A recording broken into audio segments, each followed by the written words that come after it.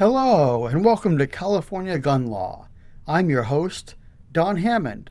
Today, I'm going to discuss recent updates to California's CCW licensing laws and an interesting decision from the Ninth Circuit Court of Appeals this week regarding civil rights actions related to possession of firearms without a CCW license. I'm a licensed California attorney and a shooting instructor. I regularly help teach the 16-hour class that's required to get a concealed carry license in California. On this program, we provide education on California's complicated web of gun laws so that responsible gun owners like you can better understand how to lawfully exercise their rights.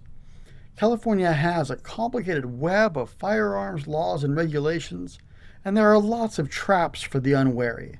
We want to help you do it right so you won't need our criminal defense legal services. Today, I'll discuss current updates to California's CCW licensing laws, including a Ninth Circuit decision this week allowing a civil rights case to proceed regarding improper arrest for carrying without a license back when the licenses were harder to get. The case I'm going to get to is Matthews versus LAPD, regarding LAPD's policy of denying CCW licenses. First, a bit of history. It's been over 3 years now since the United States Supreme Court issued its decision in Bruin versus New York State Rifle and Pistol Association.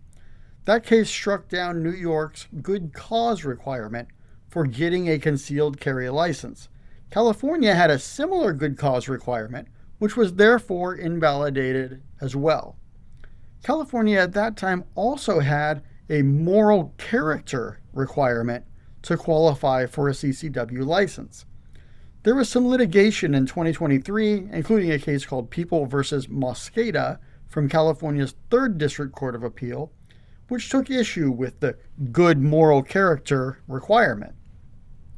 Ultimately, beginning January 1st, 2024, with the implementation of Senate Bill 2, the good moral character requirement was removed from Penal Code Sections 26150 and 26155.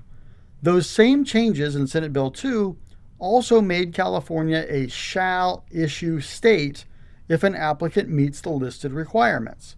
It is now easier than ever to get a CCW license in the state of California, and I encourage people to apply. I have other videos on this channel about the application process and requirements and the court hearing process in case of a denial. I've handled a bunch of those hearings throughout the state. Anyway, before these changes, back in 2023, a couple of guys called Hun and Hearns were arrested for carrying guns without a license by the Los Angeles Police Department. They argued that it would have been futile for them to apply for licenses because LAPD was not issuing CCW licenses to anyone besides judges and retired cops. They argued that the cops were therefore violating their rights by arresting them for carrying a gun without a license. The trial court didn't buy it and dismissed their federal civil rights case.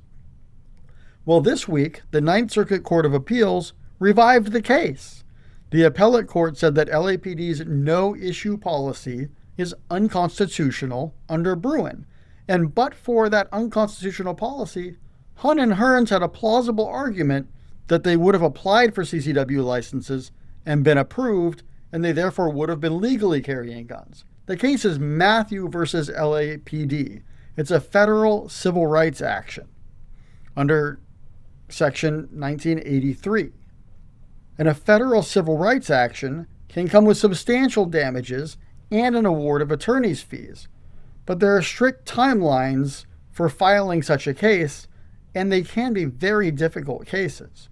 I don't personally handle these kinds of cases, but I know a few attorneys who do. In this case, the Ninth Circuit held that the named plaintiff in the case, Matthews, in fact, missed the filing deadline and blew the statute of limitations, so his claims were not revived.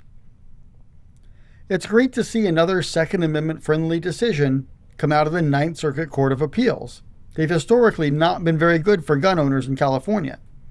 Now, this is not a published decision, so it won't be a valid citation in future cases, but it's still encouraging that we got another good ruling out of the Ninth Circuit.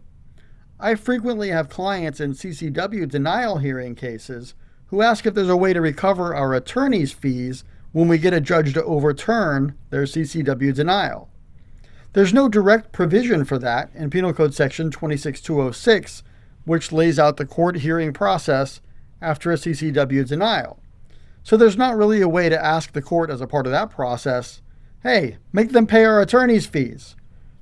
But maybe there is hope for a possible Section 1983 civil rights action in the right case. I'll be consulting with a civil rights attorney next week about possibly referring some of these cases. As a side note, I want to thank everyone for helping California gun law get to over 15,000 subscribers. I'm launching a new website as a companion to this channel, so check out cagun.law for more news and updates. It's a work in progress, but I've gotten it to the point where I can confidently launch it. There's even some CA gun law merchandise for sale if you want to support the cause. I'm Don Hammond at California Gun Law. We'll catch you all next time. Stay informed, stay legal, stay safe.